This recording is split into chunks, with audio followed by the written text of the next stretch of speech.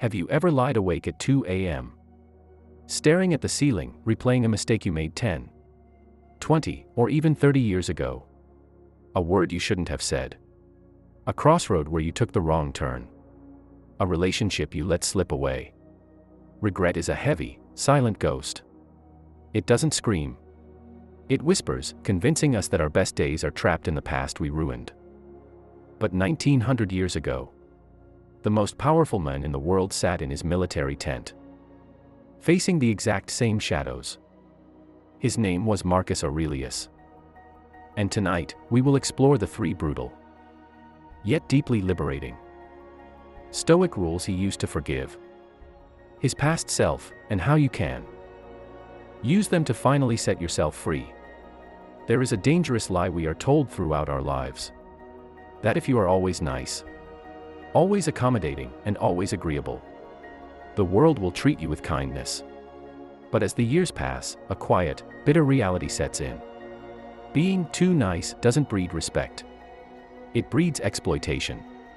It tells the world that your time, your boundaries, and your dignity are up for negotiation. You become a ghost in your own life, resentful, overlooked, and drained, carrying the heavy burden of everyone else's expectations, while neglecting your own soul. The ancient Stoics understood this trap perfectly. They did not preach weakness masquerading as virtue. True Stoicism isn't about pleasing the crowd. It is about cultivating a character of unshakable steel. It teaches us that peace does not come from being liked by everyone, but from holding yourself in high regard. Marcus Aurelius once wrote, "A man should be upright, not be kept upright." If you are tired of being the one who always bends until you break, this is your turning point. Today, we look at the harsh but liberating truth through 7 timeless Stoic lessons to help you reclaim your power.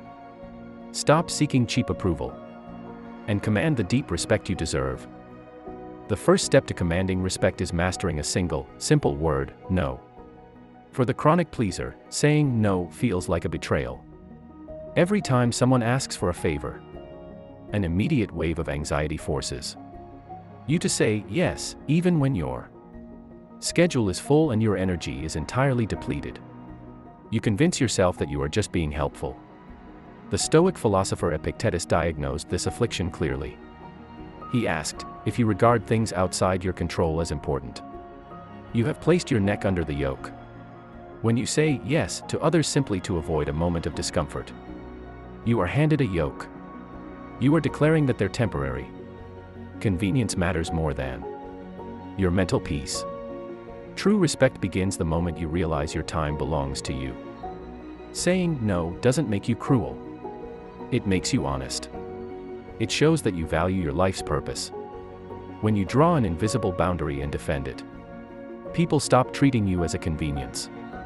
They begin to see you as a person of substance whose presence and assistance are earned, not expected. Why are we so obsessed with being nice? Because we have outsourced our self-worth to the opinions of others. We look for our value in the smiles of our colleagues, the praise of our peers, or the validation of strangers. Marcus Aurelius marveled at this human flaw in his personal journals. He wrote, "I have often wondered how it is that every man loves himself more than all the rest of men, but yet sets less value on his own opinion of himself than on the opinion of others." Think of how profound that is.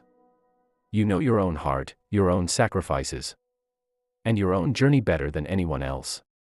Yet, you let the casual glance or the dismissive comment of someone who doesn't even know you ruin your day. To stop being a victim of public opinion, you must anchor your worth internally. If you know you acted with justice, honor, and courage, it does not matter if someone finds you difficult or uncooperative. Let them. A lion does not lose sleep over the opinions of sheep. Build an internal sanctuary where your own judgment is the final authority.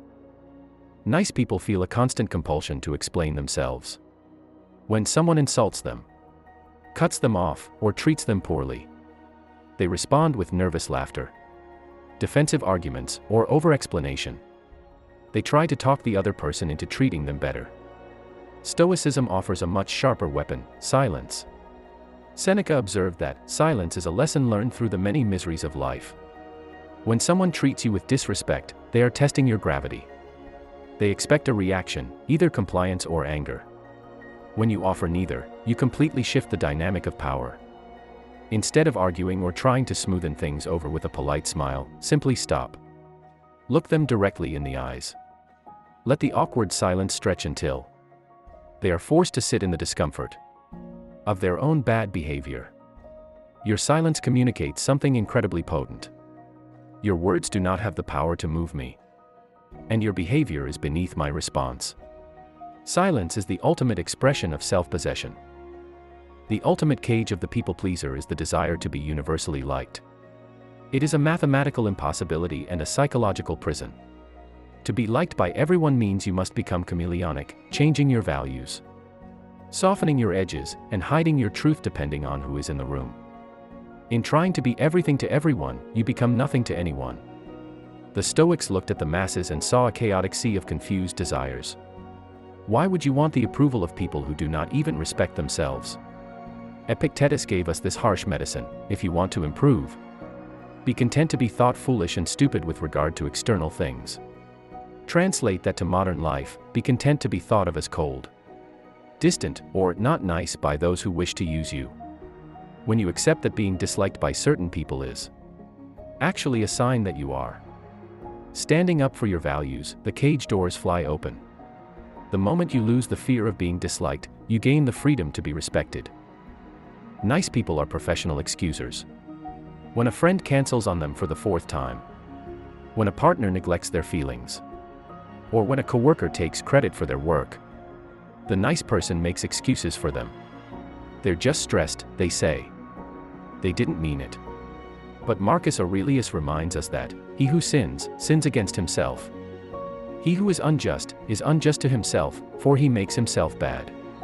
By constantly covering up for the bad behavior of others, you are not being kind, you are enabling their decay. And you are participating in your own degradation. Stop saving people from the consequences of their actions.